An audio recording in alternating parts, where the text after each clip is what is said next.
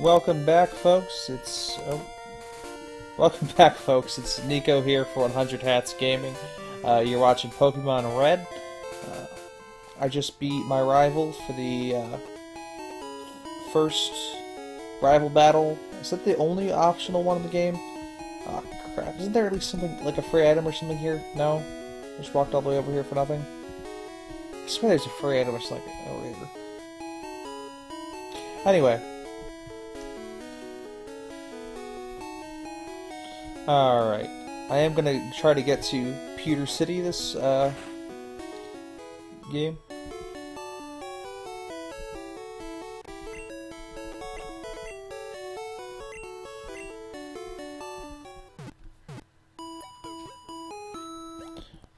So as I was saying, most of my childhood I grew up playing a couple different games, and I don't want to phrase it as they're now the only games I'm good at, but that's totally true. I played a lot of Pokemon, and I played a lot of Mario Kart. I did theater when I was a kid. I'm still somewhat involved in theater, not as much as I used to be. Oh, see, there was a hidden potion there. Why wouldn't it let me get it from the other side? And we'd be at whenever we rehearsals, we'd have our DSs and play Mario Kart DS, and I spent an absurd amount of time playing Mario Kart DS. And the crazy thing was, there were at least three of us, if not four of us the one year, who all constantly played Mario Kart DS together every single rehearsal. And we were almost unhealthily competitive because we were all teenage, middle school and high school boys, and it got ugly sometimes. There was a time when it's coming to the end of a Mario Kart race, and the last second I shot my buddy John. And at that very same second,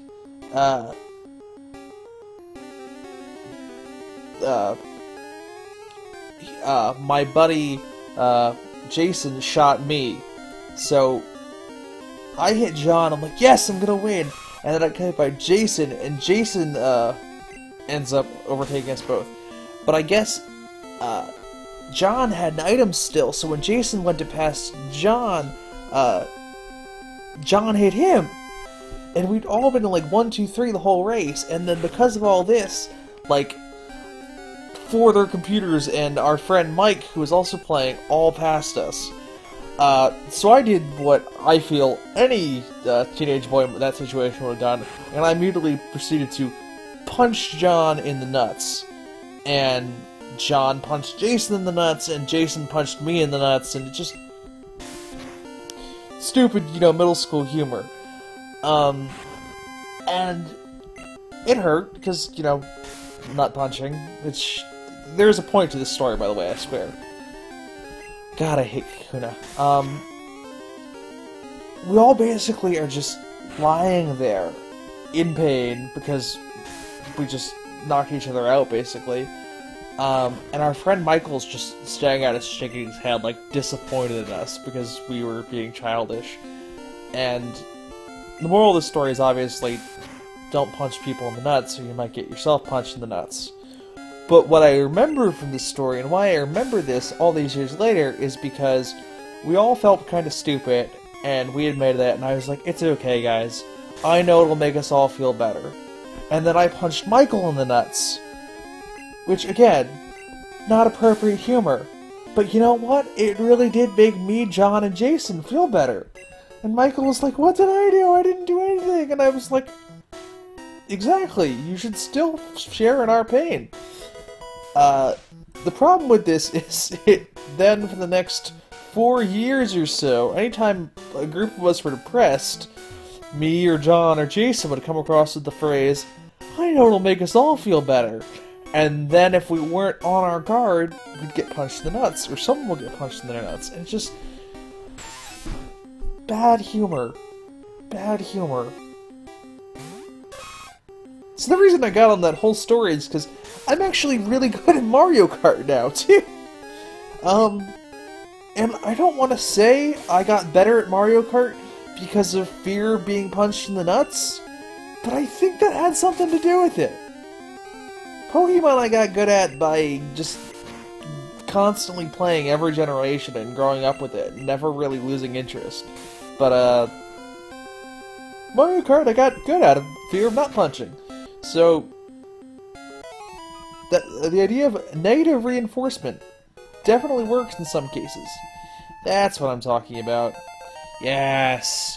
You were gonna kill so many things now.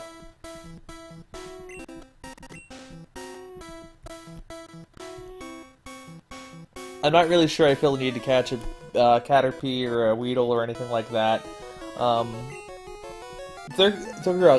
Butterfree holds a special place in my heart, and I think Beedrill's pretty cool. Mega Beedrill's awesome, but they're just not Pokemon I feel the need to have in my team right now. Because I don't feel like trying to grind bug types, because I want people to actually enjoy watching this Let's Play, and I feel like that you might have already watched me grind a Nidoran up, but I don't feel like you're gonna put up with much more of that.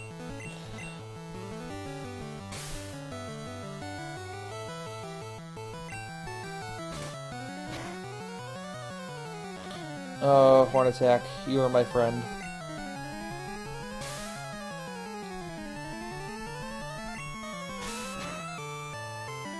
We played other games too. It was not just Mario Kart.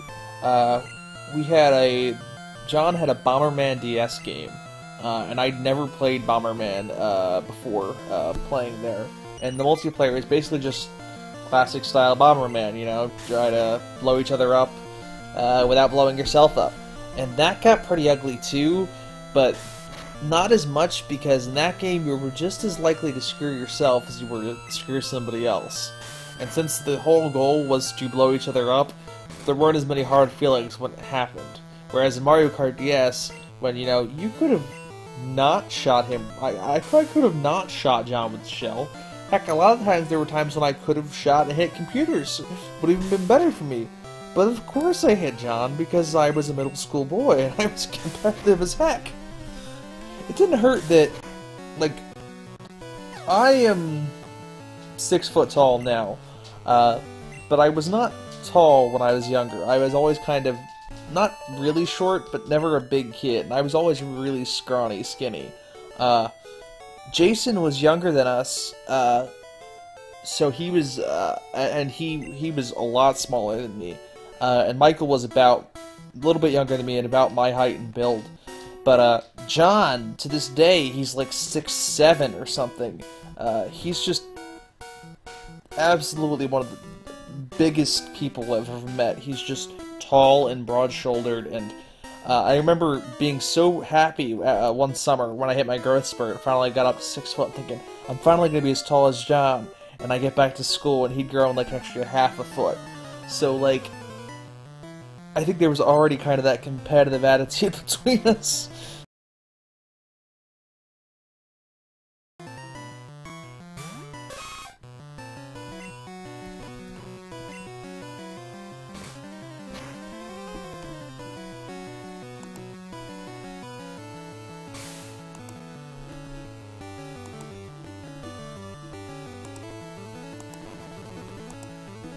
Ooh, weird sound thing there, folks.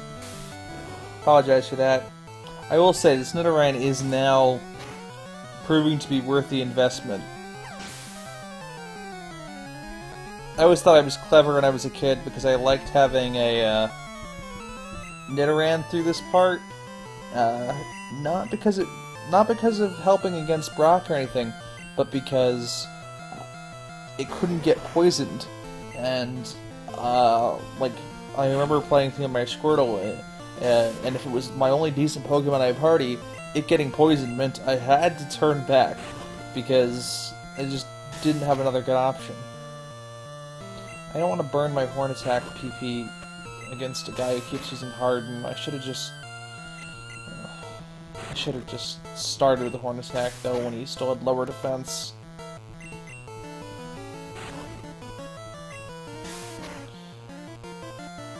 The one nice thing about these Kakuna and Metapod battles at the beginning of the game is they are worth a good bit more XP than other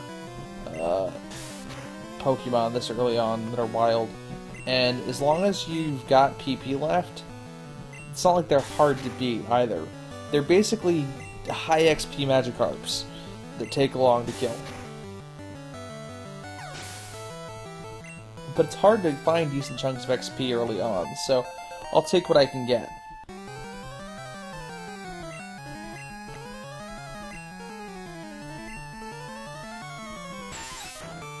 I really had to ask my friend why he named his Nidoking Valmont, now that I named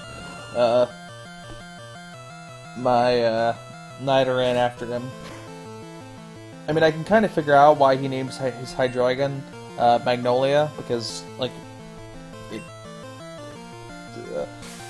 the three-headed flower heads and the dragon, like, that makes total sense to me, and I thought it was a really creative, awesome nickname. Valmont, I'm not as sure, so we'll see.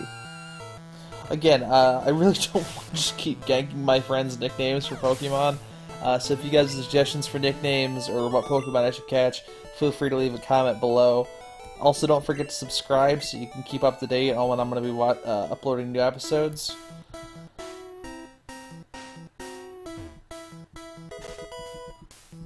And if you like this video, please do like it, share it, all that kind of fun thing.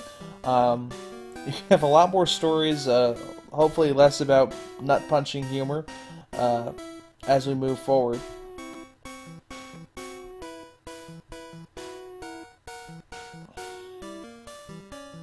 How long is Viridian Forest? At the end, right over there. I'm pushing it on length here. I told you guys I'd get to Peter City. I'll at least get there.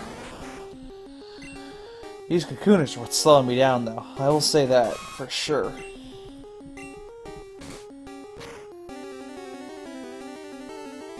Yeah, that's more like it. Don't even give him a chance to harden up.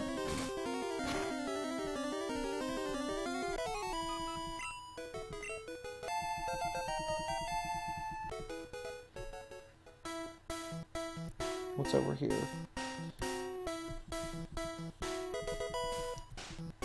Oh. Audio problems. You've been being good all night. Don't give me problems now.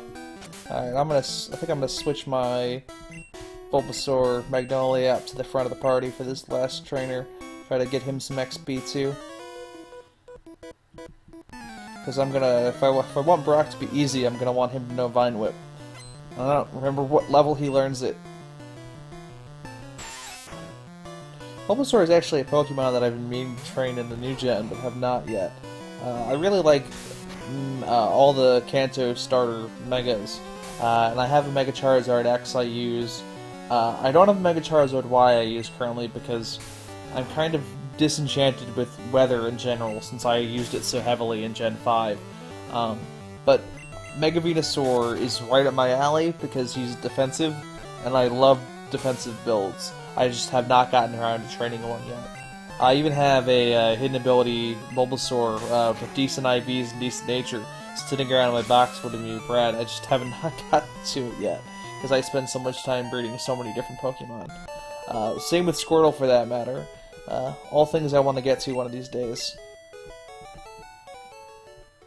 Alright folks, it looks like I'm just about out of Viridian City. No Pikachu! That's okay, I can survive without a Pikachu for now. Alright folks, here we are. Don't forget to like, comment, and subscribe, and check me out next episode when, who knows, maybe I'll get a gym badge. Take care folks.